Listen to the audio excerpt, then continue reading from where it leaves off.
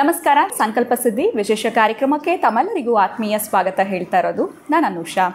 ಇದೇ first time ನಮ್ಮ channel ವೀಕ್ಷಿಸ್ತಾ ಇರೋದು ಅಂತಂದರೆ ಈಗಲೇ ಸಬ್ಸ್ಕ್ರೈಬ್ ಮಾಡಿ, ನಮ್ಮ ವೀಡಿಯೋಸ್ನ ಲೈಕ್ ಮಾಡಿ. ಇನ್ನು ಕಾರ್ಯಕ್ರಮದಲ್ಲಿ ನಮ್ಮ ಜೊತೆಲಿದ್ದಾರೆ ಸ್ಪಿರಿಚುವಲ್ ಗುರು ಡಾಕ್ಟರ್ ವಿಷ್ಣುದತ್ತ ಗುರುಜಿಯವರು. ಗುರುಗಳನ್ನ ಕಾರ್ಯಕ್ರಮಕ್ಕೆ ಬರ್ಮಾಡ್ಕೊಳ್ಳೋಣ. ನಮಸ್ತೆ ಗುರುಗಳೇ, ಶುಭೋದಯ. ಕಾರ್ಯಕ್ರಮಕ್ಕೆ ಭಕ್ತಿಯ ಸ್ವಾಗತ. ಗುರುಗಳೇ, ಒಂದು ಮಾತು ತುಂಬ ಕಾಮನ್ ಆಗಿ ನಾವೆಲ್ಲರೂ ಹೇಳ್ತಾ ಇರ್ತೀವಿ, 84 ಲಕ್ಷ ಜೀವರಾಶಿ ಇದೆ ಅಂತ. ಸೊ ಇವತ್ತಿನ ನನ್ನ ಪ್ರಶ್ನೆ ಏನು ಅಂತಂದರೆ, ಮನುಷ್ಯನಾಗಿ ಜನ್ಮ ಪಡೆದುಕೊಳ್ಬೇಕು ಅಂತಂದರೆ ನಾವು ಏನು ಮಾಡಬೇಕಾಗುತ್ತೆ ಗುರುಗಳೇ? ಸೊ ಈ ಪ್ರಶ್ನೆ ನಿಮ್ಮ ಮುಂದೆ ಇಡ್ತಾ ಇದ್ದೀನಿ, ದಯವಿಟ್ಟು ಇದಕ್ಕೆ ಉತ್ತರವನ್ನು ತಿಳಿಸ್ಕೊಡಿ. ಮತ್ತು ನೀವು ಮನುಷ್ಯರಾಗಿದ್ದರೆಲ್ಲ ಗೊತ್ತಿರುತ್ತಿಲ್ಲ ನಿಮಗೆ. ಆದರೂ ಕೂಡ ಎಲ್ಲೋ ಒಂದು ಕಡೆ ಈ ಪ್ರಶ್ನೆ ಕಾಡ್ತಾ ಇತ್ತು ಗುರುಗಳೇ, ಮನುಷ್ಯನಾಗೇ ಹುಟ್ಟಬೇಕು ಅಂತಂದರೆ ಏನು ಮಾಡಬೇಕು, ಹೇಗೆ ಅದು? ಓಂ ವಿಶ್ವಸ್ಮೈ ನಮಃ. ಪ್ರೀತಿಯ ಬಂಧುಗಳೇ, ಈ ತರಹದೆಲ್ಲ ಪ್ರಶ್ನೆಗಳು ಬರ್ತಿರ್ತವೆ. ಎಂಥ ಇದಕ್ಕೆ ಉತ್ತರ?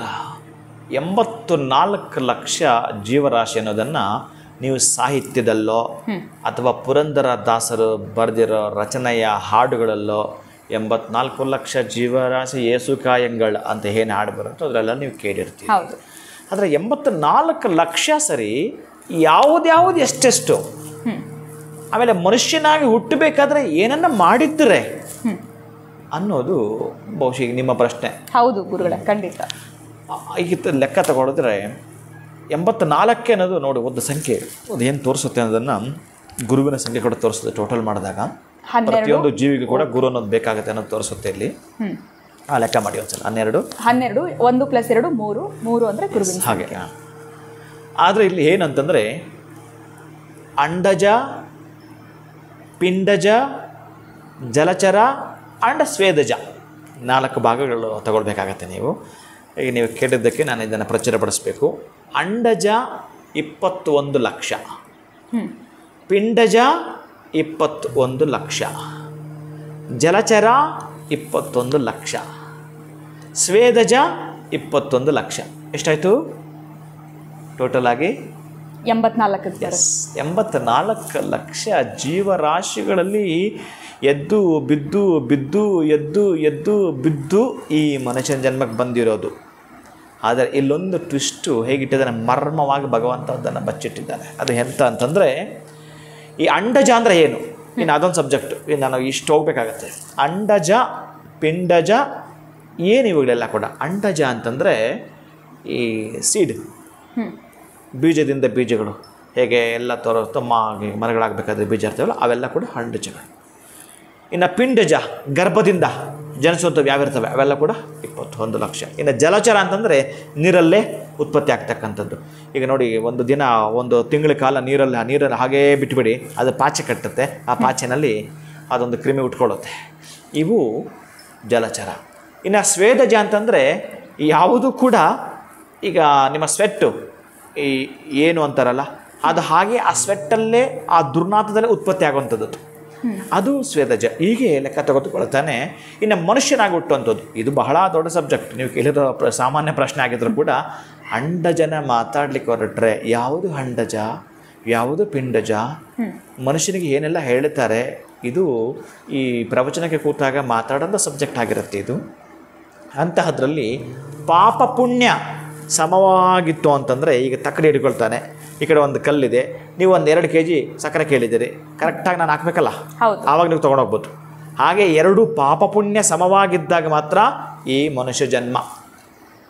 ಪಾಪ ಜಾಸ್ತಿ ಆಯಿತೋ ಕ್ರಿಮಿಕೀಟ, ಮತ್ತೆ ಕ್ರಿಮಿಗೆ, ಮತ್ತೆ ಕ್ರಿಮಿಗೆ, ಮತ್ತೆ ಕ್ರಿಮಿಗೆ. ಅದಕ್ಕೆ 84 ಲಕ್ಷ ಅನುಭವಿಸಿ ಬರಬೇಕು ನಾವು.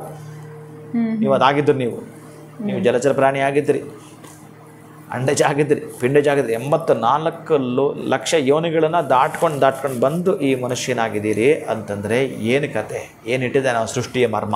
ಈ ಸೃಷ್ಟಿಯ ಮರ್ಮ ಅಂತ ಬಿಚ್ಚಿಡ್ಲಿಕ್ಕೆ ಹೊರಟ್ರೆ ಬಹಳ ಸಬ್ಜೆಕ್ಟ್ ಇದೆ. ಅದು ಬಹಳ ಅದ್ಭುತವಾದ ಸಬ್ಜೆಕ್ಟ್. ನಾನೇನಾದರೂ ನೀವು ಕೆಣಕಿದಾಗ ನನಗದು ಬರುತ್ತೆ, ಅದು ಹೇಳಲಿಕ್ಕೆ ಹೊರಟ್ರೆ ಈ ಹೇಗೆ ಈ ಜಲಚರ ಪ್ರಾಣಿಗಳಿಂದ ನೀವು ತೆಗೆದುಕೊಂಡು ಈಗ ಹೇಳ್ತಾ ಇದ್ದೀರಿ, ಪಾಪ ಜಾಸ್ತಿ ಮಾಡಿದರೆ ಈಗ ನಮಗೆ ಕ್ರಿಮಿಕೀಟವಾಗಿ, ಪುಣ್ಯ ಜಾಸ್ತಿ ಮಾಡಿದರೆ ಸೈಲೆಂಟಾಗಿರೋದು ಅಷ್ಟೇ. ದೇವಲೋಕದಲ್ಲಿ ಅಲ್ಲಿ ಆನಂದ ಅಷ್ಟೇ ಇರೋದು, ಬೇರೆ ಇನ್ನೆಂತ ಇಲ್ಲ. ಆ ದೇವತೆಗಳು ಕೂಡ ಸ್ವಲ್ಪ ಒದ್ದಾಟ ಮಾಡ್ತಾರಂತೆ, ನನಗೆ ಮನುಷ್ಯ ಜನ್ಮನೆ ಕೊಡುವಂತ. ಅಲ್ಲೇನು ಡಿಫ್ರೆಂಟ್ ಇದೆ, ಅಲ್ಲಿ ತುಂಬ ಎಂಜಾಯ್ ಮಾಡ್ತಕ್ಕಂಥ ಎಲ್ಲವೂ ಇದೆ. ಅಲ್ಲಿ ದೇವಲೋಕ ಒಂದೇ, ಎಂಥ ಆನಂದವಾಗಿರೋದು, ಅಲ್ಲಿ ಕಷ್ಟವೂ ಇಲ್ಲ, ಸುಖವೂ ಇಲ್ಲ, ದುಃಖ ಎಂತ ಇಲ್ಲ. ಹಾಗಾಗಿ ದೇವತೆಗಳು ಬಯಸ್ತಾರಂತೆ ಮರ್ತ್ಯಲೋಕದ ಮನುಷ್ಯ ಜನ್ಮವನ್ನು, ಅಂಥದ್ದು ಮನುಷ್ಯ ಜನ್ಮ. ಅದಕ್ಕೆ ಈ ಮಾನವ ಜನ್ಮ ದೊಡ್ಡದು, ಹಾನಿ ಮಾಡಿಕೊಳ್ಳಬೇಡಿರಿ ಉಚ್ಚಪ್ಪಗಳಿರ ಅಂತ ಆತ ಹಾಡಿರ್ತಕ್ಕಂಥದ್ದು ಕೂಡ. ಹಾಗಾಗಿ ಇದು ಬಹಳ ವಿಶೇಷ. ಇನ್ನು ನಾನು ಇದ್ರ ಬಗ್ಗೆ ಅಂತ ಹೇಳಲಿಕ್ಕೆ ಒಂದು ಸಬ್ಜೆಕ್ಟ್ ಅಂತ ಹೊರಟ್ರೆ ತುಂಬ ವಿಶೇಷವಾಗಿದೆ. ಇದು ಅದ್ಭುತವಾಗಿರತಕ್ಕಂಥದ್ದು. 80 ಲಕ್ಷ ಜೀವರಾಶಿಯಲ್ಲಿ ನಾವೆದ್ದು ಬರುತ್ತೆ. ಅದಕ್ಕೆ ಸಾಧ್ಯವಾದಷ್ಟು ಪುಣ್ಯವನ್ನು ನಾವು ಹೆಚ್ಚಿಗೆ ಮಾಡ್ತಾ ಇದ್ದಷ್ಟು ಪ್ರತಿಫಲನ ನಾವು ಅಭಿವೃದ್ಧಿ. ನಮ್ಮದು ಪಾಪ ಗೊತ್ತಿಲ್ವಲ್ಲ, ಎಷ್ಟಿದೆಯೋ ಅಲ್ಲಿಗೆ ಲೆಕ್ಕ ಸಿಗ್ಬೇಕಾದ್ರೆ ನಾವು ಪುಣ್ಯನೇ ಮಾಡಬೇಕು ಅಂತ ಆ ಪುಣ್ಯವನ್ನು ಮಾಡೋಂಥವ್ರು ನೀವಾಗಬೇಕಷ್ಟೇ. ಖಂಡಿತ ಗುರುಗಳೇ, ಈ 84 ಜೀವರಾಶಿಯಲ್ಲಿ ಯಾವ್ದು ಎಷ್ಟೆಷ್ಟು ಯಾವ ರೀತಿ ಅನ್ನೋದ್ರ ಬಗ್ಗೆ ಒಂದು ಲೆಕ್ಕಾಚಾರವನ್ನು ತಿಳಿಸ್ಕೊಟ್ರಿ ಅಂತ ಹೇಳ್ಬೋದು. ಗುರುವಿನ ಸಂಖ್ಯೆ ಅಂತ ಕೂಡ ನೀವು ತಿಳಿಸಿದ್ದೀರಾ. ಸೊ ಆದಷ್ಟು ನಾವು ಒಳ್ಳೆ ಕೆಲಸಗಳು ಪುಣ್ಯಗಳನ್ನೇ ಮಾಡಿದ್ರೆ ಮನುಷ್ಯ ಜನ್ಮನಾಗಿ ಮುಂದಿನ ಜನ್ಮದಲ್ಲಿ ಬರೋದಕ್ಕೂ ಕೂಡ ಸಾಧ್ಯ ಆಗುತ್ತೆ ಅಂತ ತಿಳಿಸಿದ್ರಿ. ಧನ್ಯವಾದಗಳು ತಮಗೆ. ನಮಸ್ಕಾರ ಗುರುಗಳೇ. ಹರೇ ಶ್ರೀನಿವಾಸ. ಇನ್ನು ವೀಕ್ಷಕರೇ, ನವಶಕ್ತಿ ಪೀಠಂನ ಪ್ರತಿಯೊಂದು ಅಪ್ಡೇಟ್ಸ್ ನೀವು ತಿಳ್ಕೊಳ್ಬೇಕು ಅಂತಂದರೆ ಡಿಸ್ಕ್ರಿಪ್ಷನಲ್ಲಿ ನಿಮಗೆ ಒಂದು ಲಿಂಕ್ ಬರ್ತಾ ಇದೆ, ಅದನ್ನು ಕ್ಲಿಕ್ ಮಾಡಿ ವಾಟ್ಸಪ್ ಗ್ರೂಪ್ಗೆ ಜಾಯ್ನ್ ಆಗ್ಬೋದು ಅಂತ ಹೇಳ್ತಾ ವಿಡಿಯೋನ ಮುಗಿಸುವಂತಹ ಸಮಯ ಆಗಿದೆ. ನಮಸ್ಕಾರ.